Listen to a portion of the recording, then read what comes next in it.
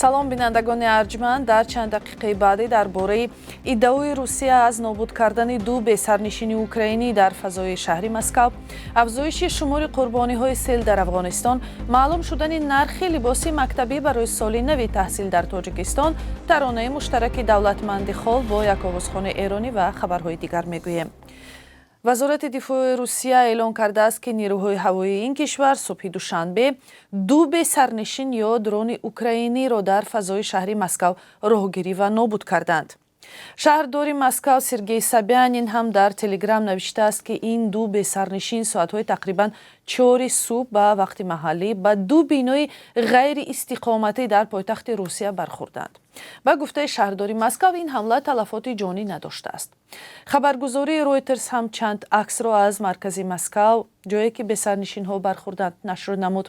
ба иттилои расонаҳои байналмилалӣ, яке аз бесарнишинҳо ба маҷмӯи вазорати дифои Русия бархӯрдааст.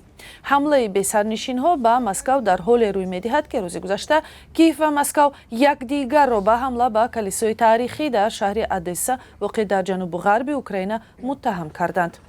Владислав Назаров, сухангӯи фармондеҳии амалиёти артиши Украина дар ҷануб, гуфт, ки дар ин ҳамла 2 нафар кушта шуда, 20 тани дигар маҷрӯҳ гардиданд.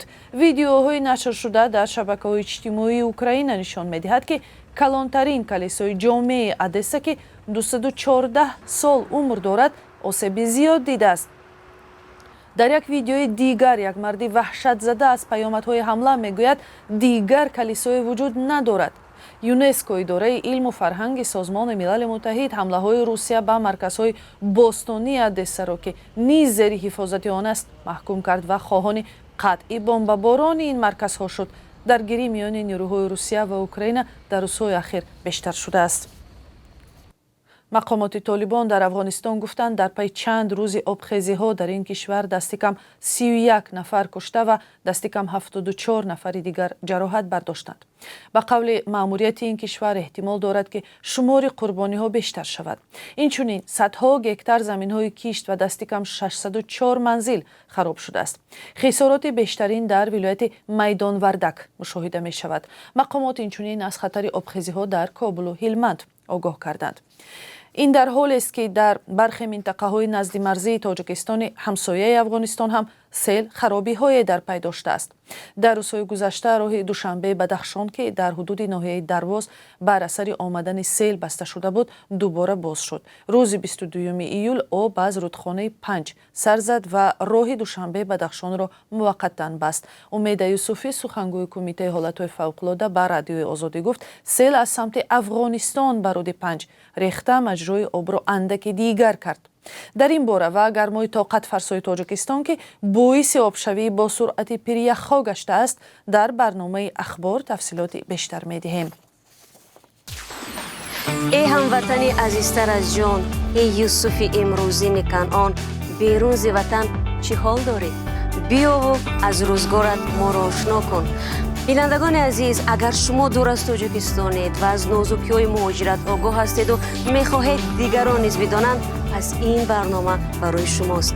рӯзгори муҳоҷир, мутобиқшавӣ ба муҳити нав, қиссаҳои инсонӣ ва сабақҳои ҳаётӣ. нархи либоси мактабӣ истеҳсоли корхонаҳои Тоҷикистон барои соли нави хониши имсола 220-240 сомонӣ ё беш аз $20 таъин шудааст. дар ин бора дар суҳбат бо хабаргузории расмии Ховар, Абдурауф Пӯлодов, як мақоми вазорати саноат ва технологияҳои нави Тоҷикистон хабар додааст. ба гуфтаи ӯ, корхонаҳои ватанӣ то имрӯз беш аз 1,700,000 адад сару либоси мактабӣ истеҳсол карданд, ки мутобиқ ба талабот будааст. ба гуфтаи Пӯлодов, инчунин ба Тоҷикистон либоси мактабӣ истеҳсоли Узбекистон ҳам ворид мешавад ва ин либос бояд бо арзиши 180 сомонӣ ба фурӯш гузошта шавад. дар Тоҷикистон меъёри ягонаи либоси мактабӣ амал мекунад, вале бо вуҷуди иддаои мақомот дар бораи истеҳсоли либоси босифат, шикоят аз начандон қонеъ кунанда будани он ва маҳдуд будани имкони харидории либоси мактабии хуб кам нест. از زمان ربوده و بر اثر شکنجه کشته شدن شهرت اسمت‌اللهیف معاونی اول رئیس اوریون بانک 1 ماه گذشت، ولی تا حال جسد او پیدا نشده است. مقامات قبلا گفتند که قاتلان اسمت‌اللهیف جسد او را به دریا پرتافتند و تا حال کارهای جستجویی ادامه دارد. اسمت‌اللهیف روز 23 ایون امسال از نزد منزلش ربوده شد و در پیوند به مرگ او مقامات چند نفر را دستگیر و چند نفر را گمانبر اعلام کردند. جستجوی بعضی از عاملان این جنایت در بیرون از کشور ادامه دارد. فلکسرای معروف تاجیک دولتمند خولف در همکاری با مداح ایرانی صادق آهنگران ترانه مشترکی را به مناسبت ماه محرم ایجاد کردند. در این باره چند رسانه ایرانی خبر دادند.